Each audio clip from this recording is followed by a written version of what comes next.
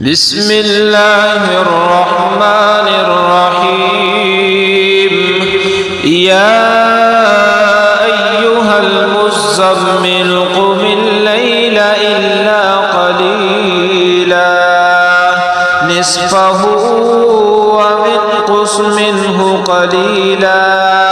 أو زد عليه ورتل القرآن ترتيلا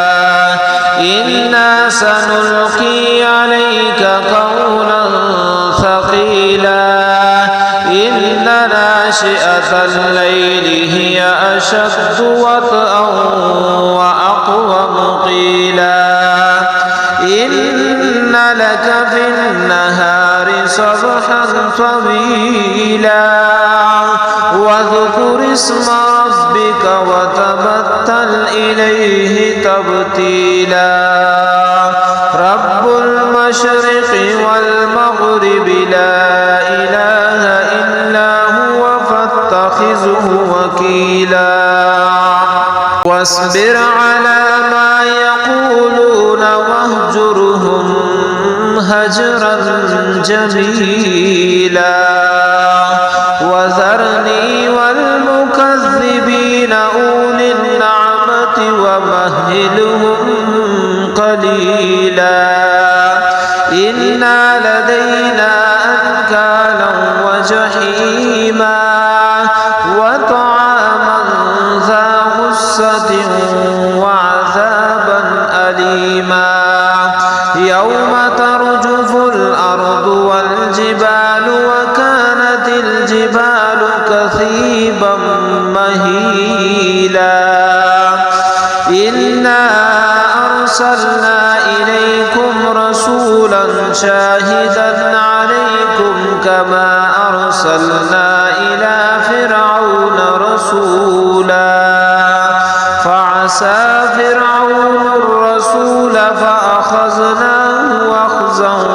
وبيلا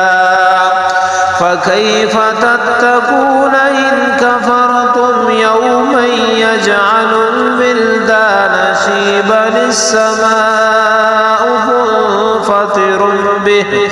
كان وعده مفعولا إن هذه تذكرة فمن شاء اتخذ إلى ربه سبيلا إن ربك يعلم أنك تقوم أدنى من ثلثي الليل ونصفه وثلثه وطائفة من الذين معك والله يقدر الليل والنهار علم أن لن تحصوه فتاب عليكم فاقرؤوا ما تيسر من القرآن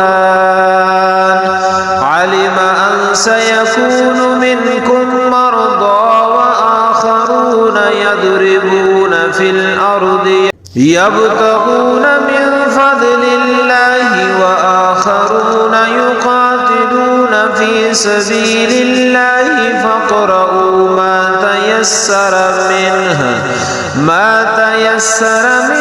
وأقيموا الصلاة وآتوا الزكاة وأقرضوا الله قرضا حسنا وما تقدموا لأنفسكم من خير تجدوه عند الله هو خيرا وأعظم أجرا